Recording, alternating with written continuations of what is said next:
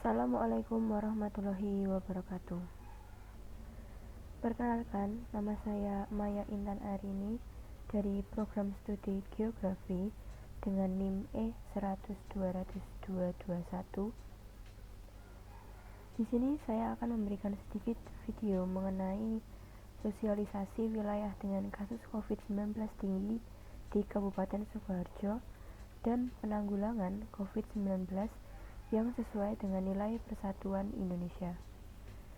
Latar belakang saya membuat video ini dikarenakan yang pertama, masih kurangnya pengetahuan atau wawasan masyarakat atau warga sekitar mengenai wilayah mana saja dengan kasus COVID-19 tinggi di Kabupaten Sukoharjo.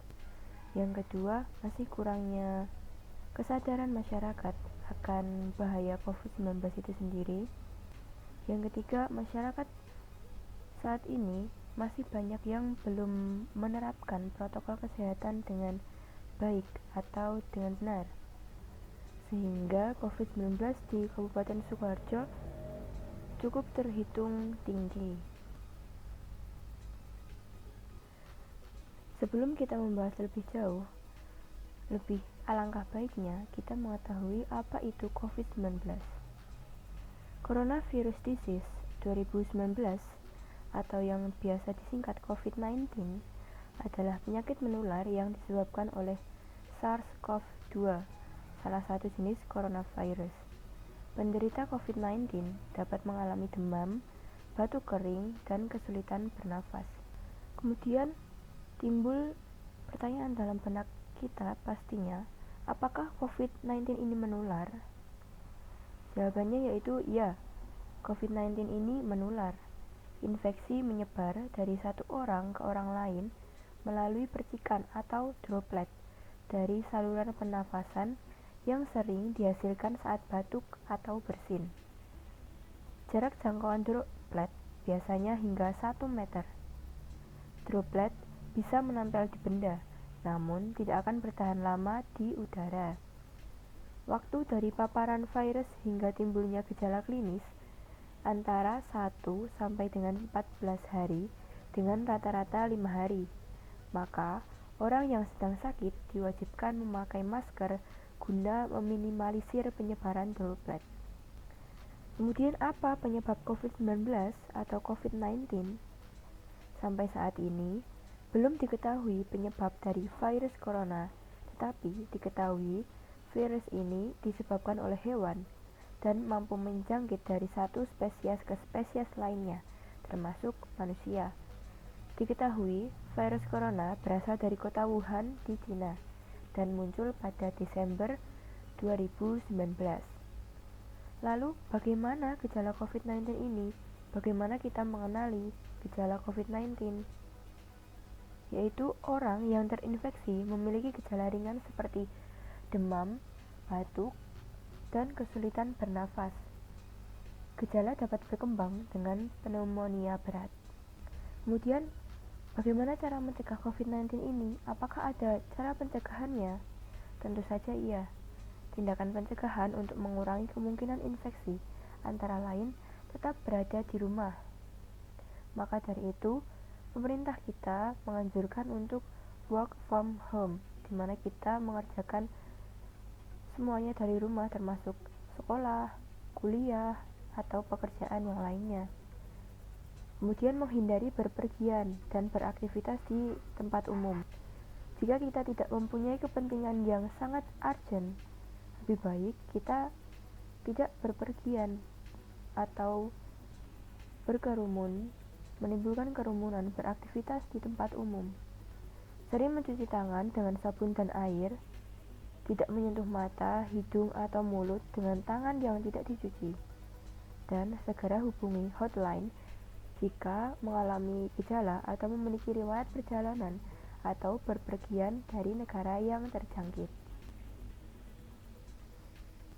Nah, ini adalah peta persebaran COVID-19 di Kabupaten Sukoharjo.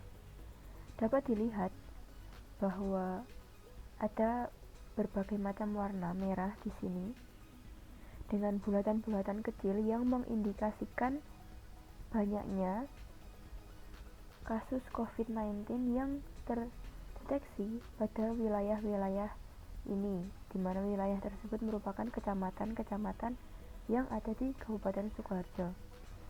Peta persebaran COVID-19 ini dibuat dengan tujuan memudahkan masyarakat memperoleh informasi di mana sih kasus COVID-19 yang tinggi tanpa harus kita terjun langsung ke daerah dengan COVID-19 tinggi tersebut karena beresiko sangat tinggi. Sehingga dengan melihat peta ini saja kita dapat mengetahui, oh ternyata di Kartasura merupakan kecamatan di Kabupaten Sukoharjo yang memiliki kasus COVID-19 yang sangat tinggi, ditandai dengan bulatan-bulatan yang berjumlah banyak di Kecamatan Kartasura sendiri. Dapat dilihat pula Kabupaten Sukoharjo, tepatnya di Kecamatan Sukoharjo, Mbaki, Grogol, Mojolaban, memiliki kasus COVID-19 yang cukup tinggi dibandingkan pada Kecamatan Weru yang warnanya masih merah muda, belum merah gelap seperti kecamatan yang sebelumnya saya sebutkan. Sehingga masyarakat yang akan berpergian di wilayah Kabupaten Sukoharjo dapat mengetahui wilayah yang ditujunya memiliki kasus COVID-19 yang tinggi atau tidak, sehingga kita dapat mempersiapkan diri membawa alat-alat kesehatan seperti masker, hand sanitizer, serta menjauhi kerumunan jika akan berpergian ke daerah dengan kasus COVID-19 yang tinggi.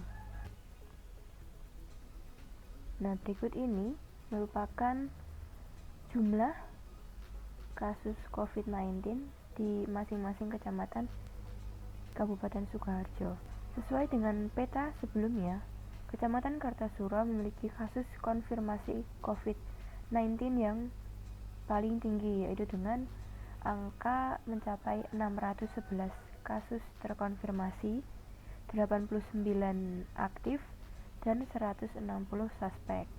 Kemudian disusul dengan Kecamatan Grogol dengan kasus terkonfirmasi sebanyak 460, 21 aktif, dan 114 suspek. Kemudian dilanjutkan dengan Kecamatan Baki, Kecamatan Mojolaban, Kecamatan Sukoharjo, dan yang paling rendah kasus COVID-19 di Kabupaten Sukoharjo yaitu di Kecamatan Gata dengan angka terkonfirmasi hanya 65, 1 aktif, dan 33 suspek. Hal ini sangat berbeda dengan Kecamatan Kartasura, di mana kasusnya sangat tinggi. Perbedaan ini terjadi karena mungkin saja populasi di Kecamatan Kartasura atau penduduk di Kecamatan Kartasura lebih padat dibanding dengan Kecamatan Gata, Kecamatan Weru, Kecamatan Bulu, yang mana Kecamatan Kartasura sudah termasuk wilayah perkotaan dan Kecamatan Gata, Weru, Bulu masih tergolong ke wilayah desa di mana penduduknya masih jarang, masih belum padat seperti pada Kecamatan Kartasura, Grogol, dan Baki. Kemudian, bagaimana penanggulangan COVID-19 yang sesuai dengan nilai Persatuan Indonesia? Yang pertama yaitu kita sebagai masyarakat harus saling mengingatkan satu sama lain untuk mematuhi protokol kesehatan. Salah satunya yaitu dengan membuat poster-poster seperti ini. Kita harus mengingatkan satu sama lain untuk selalu mencuci tangan dan memberitahu apabila ada masyarakat yang belum mencuci tangan dengan baik dan benar. Kemudian, cara memakai masker yang benar itu bagaimana? Harus diingatkan, harus mengingatkan satu sama lain demi keselamatan kita semua tentunya. Yang kedua yaitu yang seperti saya lakukan saat ini, melakukan sosialisasi mengenai COVID-19, di mana ini juga dilakukan oleh pemerintah kita yang sangat gencar melakukan sosialisasi mengenai bahaya COVID-19, pencegahannya, melakukan razia-razia yang melibatkan banyak pihak seperti tentara, polisi, dan pejabat-pejabat lain, bahkan masyarakat sendiri dapat serta melakukan sosialisasi COVID-19 yang dimulai dari keluarga, kemudian masyarakat sekitar. Yang selanjutnya yaitu gotong royong melakukan penyemprotan desinfektan. Penyemprotan ini diharapkan dapat membunuh kuman-kuman, membunuh virus yang sebenarnya kita tidak tahu, tapi setidaknya kita melakukan usaha untuk menjaga kebersihan lingkungan sekitar. Ini dapat dilakukan dimulai dari lingkungan RT, RW, dan desa. Kegiatan ini juga memupuk kebersamaan dalam kemasyarakatan. Sekian video yang ingin saya sampaikan mengenai edukasi tentang COVID-19 dan cara penanggulangannya, meskipun hanya beberapa. Apabila ada kesalahan kata atau penyebutan atau hal yang menyinggung penonton, saya mohon maaf yang sebesar-besarnya. Sekali lagi terima kasih, dan tetap jaga kesehatan di mana saja dan patuhi protokol kesehatan demi kesehatan kita semua. Jika bukan dimulai dari kita, lalu dari siapa lagi? Wassalamualaikum warahmatullahi wabarakatuh.